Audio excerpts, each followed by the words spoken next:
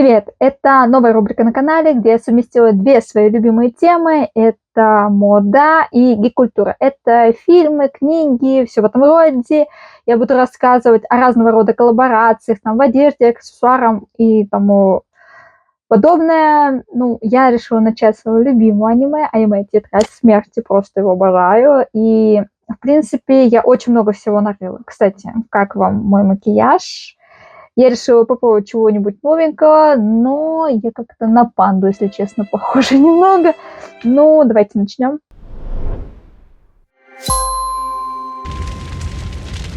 Я старалась найти что-то уникальное, нежели больше какие-то коллаборации стандартные.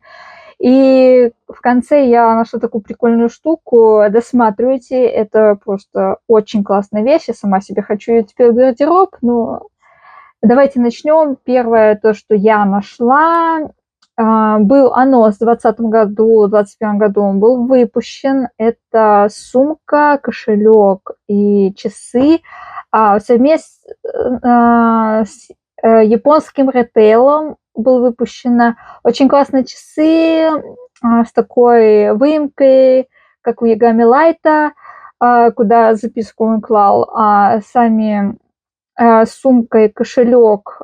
У них отличительная особенность – это фурнитура, которая имитирует символику с тетради смерти, а также внутренние, скажем так, внутри есть принты с тетрадью смерти. В принципе, коллаборация прикольная, особенно часы.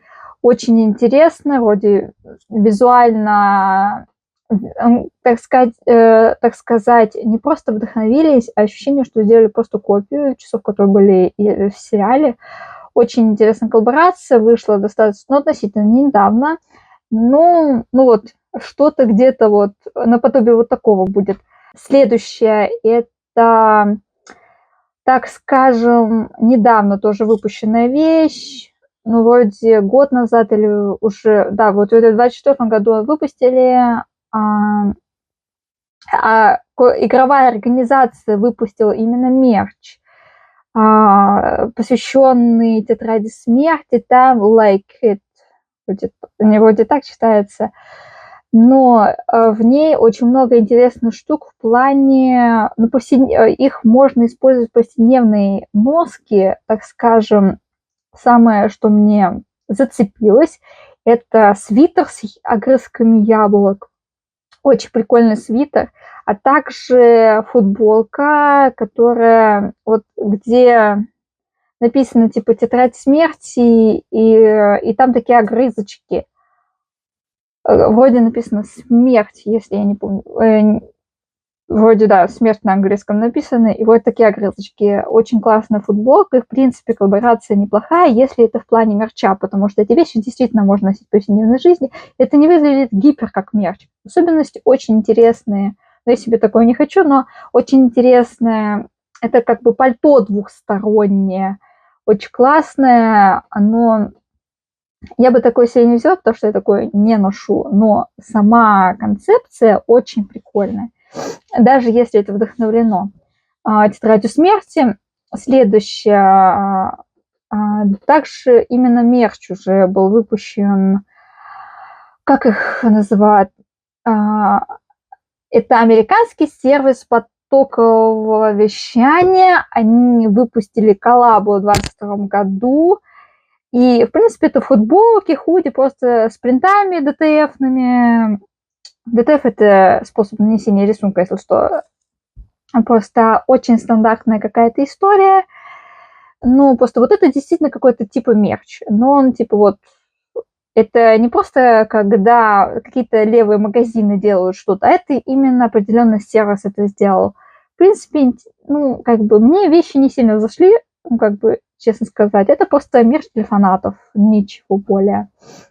Дальше это уже бренд. Ники Феллини бренд называется. Они делают одежду с аниме-уклоном. У них много всяких прикольных, интересных штучек есть, которые даже себе захотела. Вот у них есть серия, посвященная тетради смерти. Анониме «Тетрадь смерти». что мне больше всего зашло, у них есть рубашка такая джинсовая и брюки. Кажется, они тоже джинсовые. И, в принципе, коллекция такая носибельная, в принципе, можно ее носить, и она не смотрится как мерч, именно какой-то фандомный, вот это вот. Классная коллекция. У них есть, кажется, авторские какие-то принты. Могу, конечно, ошибаться. Следующее, это, скажем так, то, что я из загашников своей памяти достала. Я не помню, когда было выпущено это, но Uniqlo к 50-летию Джампа, это журнал японский, вот этот ежедневный, где аниме, вот эти все новости, очень популярный в Японии журнал, один из самых старых. Они вот совместно с Uniqlo мне очень нравится бренд одежды, жалко, что он ушел в России, но они совместно с Uniqlo сделали серию футболок, а также там была футболка, посвященная тетради смерти. Эта футболка, ну просто, чтобы вы понимали, чтобы мне вообще достать внешний вид этой футболки, я копалась на eBay, потому что я не знаю почему, но вот это вот я только вот из памяти достала, что где-то слышала, что было такое, что Uniqlo совместно с этим к 50-летию сделали. И я еле-еле нашла картинку, чтобы вы понимали, о чем идет речь. Да, она такая вообще лаконичная, простая футболка, ни о чем, но Uniqlo и не славился какими-то принтами, чтобы вы понимали. Это вот у них много, кстати, на eBay можно особенно найти эту коллаборацию вот с Uniqlo. Но у них тоже там достаточно простые принты, ничего сильно особенного нету, но, чтобы понимали, есть такое. Вот, типа, это в России, конечно, это не продавалось, это только японская какая-то тематика, в принципе. Если рассматривать что-то по России, конечно же, мы все знаем, что вообще аниме «Тетрадь смерти» не сильно жалуют в плане верхушки, ну, во власти, скажем так. Все думают, что это просто какая-то, ну, как бы очень сомнительное какое-то аниме, манга, которое там опасность несет детям. Вот это вот все не очень приятно. На самом деле очень такое не однобокое аниме, очень глубокое аниме, и манга еще глубже, чем это аниме. Ну, скажем так, очень разноплановое аниме, которое заставляет подумать, очень много всего переосознать, вот это вот все. И, конечно же, у нас в России до вот этих всех событий вполне себе использовать тематику аниме «Тетрадь смерти», и многие просто подпольно это делают. Но, как я поняла, вот была в 2022 году вот выпуск, посвященный «Тетрадь смерти» в твое. Я тоже его отрыла из загашников памяти. У меня нету этих вещей, потому что мне не сильно они тоже зашли, потому что это тоже как-то на мерч смахивает, и тоже ощущение, что это как-то неофициально делалось, если честно. Но серия была. И у них были футболки, худи, лонги, брюки какие-то, вот именно с принтами. Принты, но это не выглядит, эти вещи не выглядят стильно. Но я вставила в подборку, потому что это тоже, как бы, чтобы вы понимали, тоже интересное такое что-то, что действительно у нас тоже в России тоже как-то начали понемножку к тематике аниме двигаться, считать незазорным использовать это, хотя многие бренды, как, например, Glory Jeans, то, что сейчас делает, конечно, это они нелегально делают, вот эти принты и все это просто кошмар какой-то. Хотя бы со вкусом, хотя бы если вы берете, ну, скажем так, неофициально и просто делаете это, хотя бы, ну, не знаю, ну, как-то грамотнее подходите к разработке коллекции, потому что это просто ужас, то, что говорит джинс с принтами творится. Все, думаю, знают, что есть свитера, вязаные по тетради смерти. Их там 2 штуки я только нашла. Я очень пыталась давно их купить, очень пыталась давно найти, кто же первоисточник. Но на самом деле оказалось, что много кто первоисточник, потому что у многих брендов есть вот этот свитер, особенно с Миссой, он везде вообще форсится. То есть это делает какая-то одна китайская фабрика, лепят разные этикетки, футболки, и непонятно, у какого бренда это слизано было. Если честно, я не смогла найти. Если вы знаете, у какого бренда это вообще производились эти свитера, пожалуйста, напишите, потому что я концов не нашла. Потому что в какой бренд не зайду, где вообще упоминание даже об этом свитере есть. Просто, ну вот во многих брендах есть, и в Китае, и с Алика можно купить просто везде. Мне кажется, вот реально какая-то китайская фабрика разработала, о, давайте фигачить вот это вот. И разные этикетки просто клеить, и все. Вот, и как бы я концов не нашла. Если знаете, напишите, потому что это гиперраспространенная вещь в плане вот этой одежды по тетради смерти. Но просто я очень долго искала, и я пришла вот в тупик, потому что везде этикетки разные, а вещь-то одна. То есть концов вообще невозможно найти, ощущение такое. Следующее и последнее, что я обещала вначале сказать, это очень интересная вообще вещь. Я вот, когда вот только готовила материалы к видео, нашла, и я вообще не знала, что такое есть. В 2017 году один художник, его зовут Ки Дилт, вроде так читается, он художник какой-то, и он не про дизайн одежды, но к какой-то своей акции он создал футболку там ограниченным тиражом. На футболке изображены имена дизайнеров, там, названия брендов. И вообще художник вообще выступал против капиталистических таких настроений.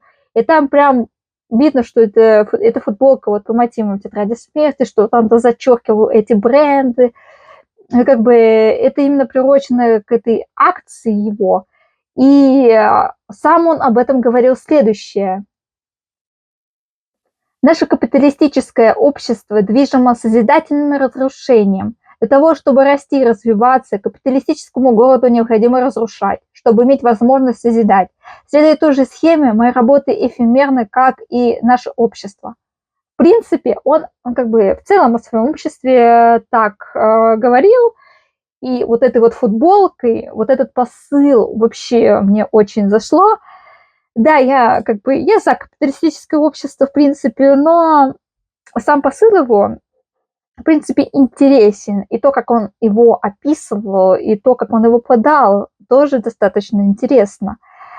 В принципе, я нашла эту футболку, потому что я жутко ее захотела. Он выпустил там 1000 штук на мир, просто... Я такая, господи, я единственная нашла ее на eBay, и то за 40 тысяч. И ну я же адекватный человек, я не буду покупать футболку за 40 тысяч. Ну просто, даже если я ее куплю в каком-то вообще будущем, просто поставлю ее за стекло, чтобы она просто висела. Просто мне вот именно вот это, как он подошел к идее, как он ее воплотил, очень как бы прикольно, мне кажется. Это вот очень мало вообще художников, на мой взгляд, особенно современных. Он современник у нас.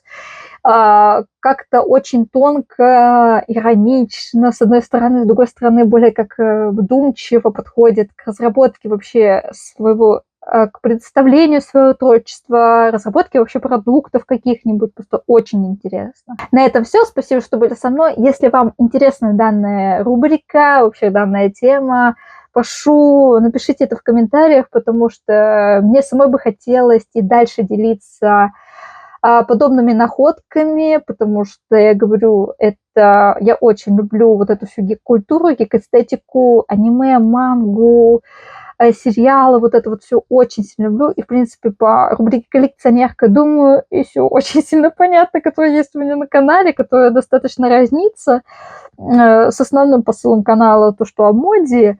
И как бы, как вы думаете, вообще вам было бы интересно дальше, чтобы я такие, скажем так, обзоры делала?